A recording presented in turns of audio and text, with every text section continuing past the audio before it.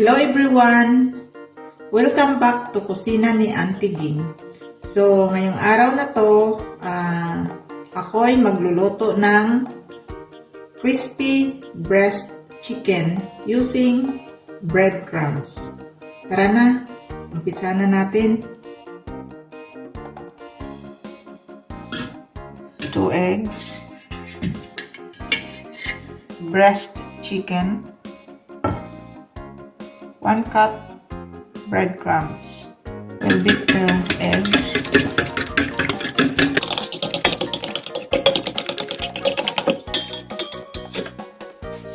A pinch of salt.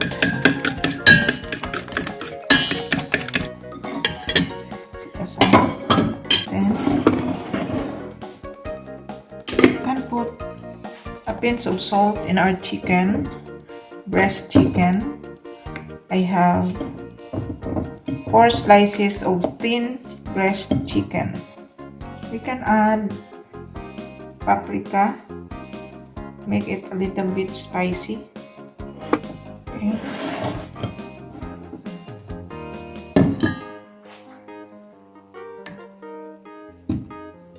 Can put everything here. Our eggs. Mix it well. You can use gloves if you want, so your hands will not smells eggs. But for me, it's okay like this. Okay. So now, ito yung ating breadcrumbs. Maglalagay din tayo dito ng paprika,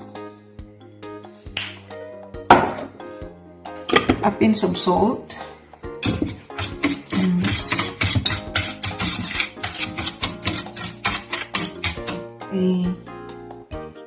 I-grate na natin yung ating chicken breast. Like this.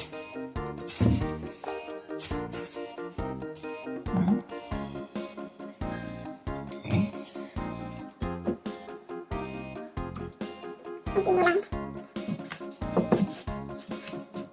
So, instead na gagamit tayo ng farina or flour, pwede yung breadcrumbs. Mas crispy siya.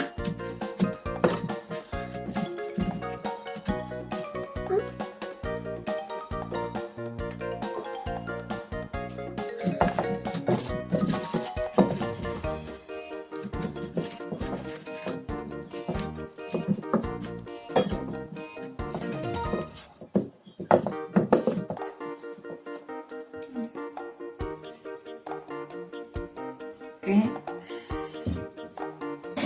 So, ito na yung ating breast chicken na nilagyan na natin ng breadcrumbs. So, now, let's fry it. Maglagay tayo ng kunting mantika. Kung gagamit tayo ng non-stick, so, kunti lang yung ating ilalagay na mantika. So, hintayin lang natin mag-init. Hinaan lang natin yung ating apoy. Medium heat. So, start frying.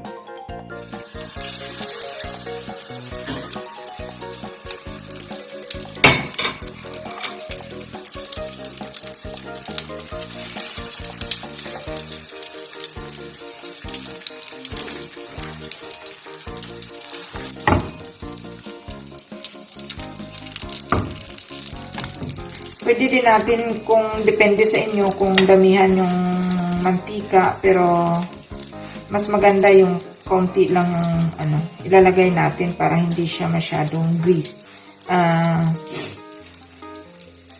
masusunog. Pero mabilis lang naman siya maluto dahil yung ating chicken breast is thin slice. Na-slice siya ng maninipis. So, tinaan lang natin ang ating apoy is like medium heat para hindi siya mabigla.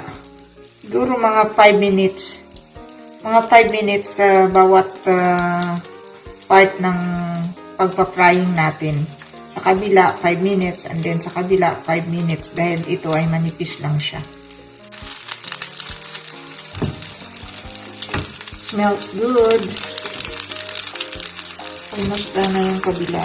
Okay.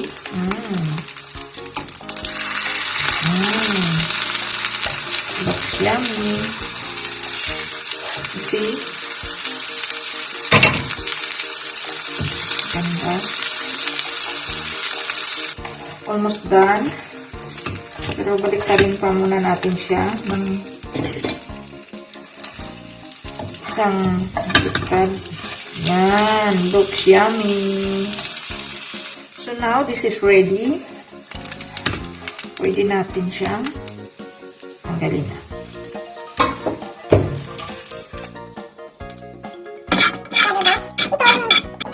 Para hindi siya masunog sa chicken batch na ating ilalagay.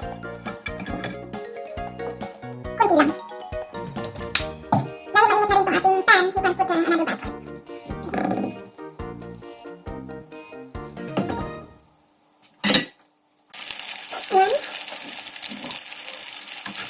Check natin. Looks yummy.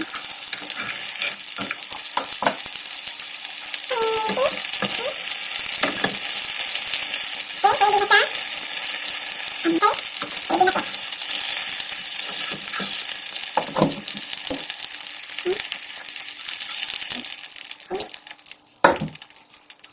Crispy breast chicken breaded with breadcrumbs. Tikman natin.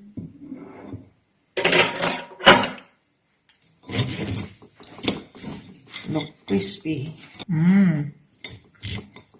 So, pwede mo to siyang i-partner sa vegetable salad or sa ginisang broccoli or steamed broccoli.